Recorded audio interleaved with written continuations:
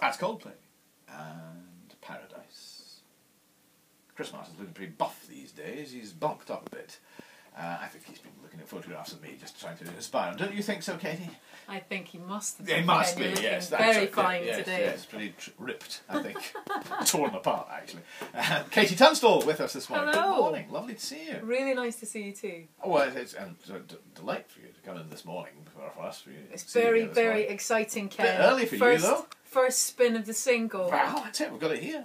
Very exciting. Ready to go. But It is early for me. I still, you know, I had to get up at 7:30 today, and it's not right. No. Well, you see, most Not musicians born to do are that. the night birds. Exactly. You come to life in the evening for your performances. That's when it all works, and then you get wind down after that. So mornings are not a natural time for you. No.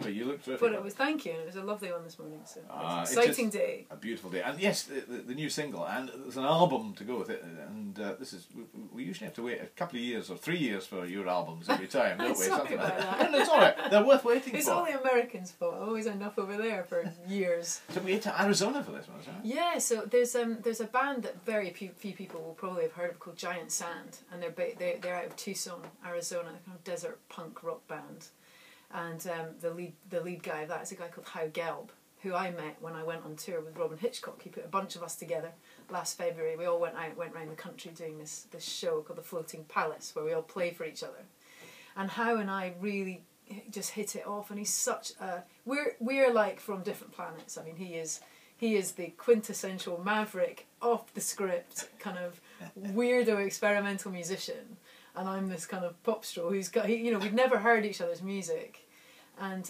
we like I said, we just really hit it off, and he said, why don't you come out and do some recording in my favourite studio, and I did. We did it to old reel-to-reel tape. Oh, great. And it was proper live take, so I'm playing and singing, everything's just a single take, there's no editing, and it was just so exciting to do it More and that more way. people, I think, are going back to that. Yeah. You've got real music being done as it happens. Yeah, I think as well that people sort of forget that you can hear the performance in a recording. And mistakes aren't mistakes, they're just versions of songs, you know. Yeah. I think Carole King said every great record's got a bass mistake.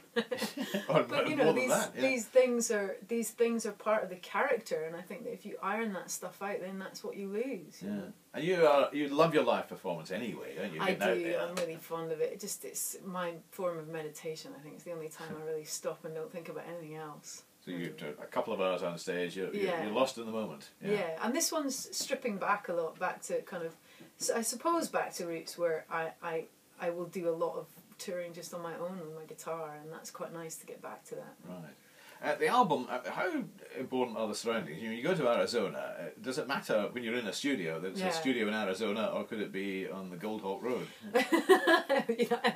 Arizona is definitely not like the Gold Hawk Road. But I think it depends where you.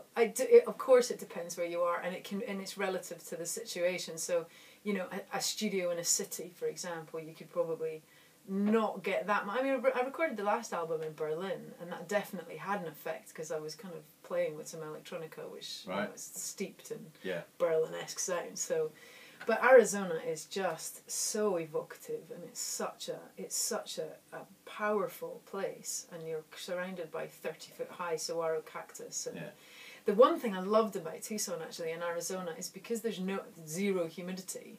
Nothing rusts, so everyone's got these amazing old cars. Howe's got a 1965 Barracuda, and so everything old is totally preserved. So you've got this amazing kind of vintage feel to everything, and so nothing gets chucked away because it doesn't rust. It's not like St Andrews, is it? Where no. Cars rust within a year. I know, exactly. They're just covered in salt.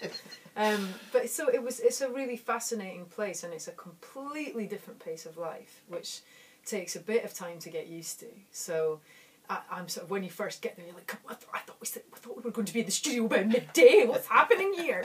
You know, and I was like, no, it's 1 o'clock. It's coffee time. You know, and you just have to. And weirdly, once you get into that, you almost get more done because you're so relaxed and ready to do what you're going to do when you do it. What about the writing of the songs then? Does that happen whenever and wherever. Yeah, the writing for this album was really strange. It was really different for me, actually, because usually I will go one at a time. So I'll kind of write a song and finish it. And this one was kind of like that game at the fair where you've got like 8 horses and you're cranking the lever and they're all going at the same time. And so I kept starting these songs and going, God, I've not finished that. Oh no, I've started another one. I've not finished those other 2 and I've got another one. And so after a couple of months, I suddenly finished 8 or 9 songs for the first. I went out twice. I went in April and November. So the album's actually kind of in 2 halves, like an old record. There is a sort of an A and a B side. Turnover moment. Yeah.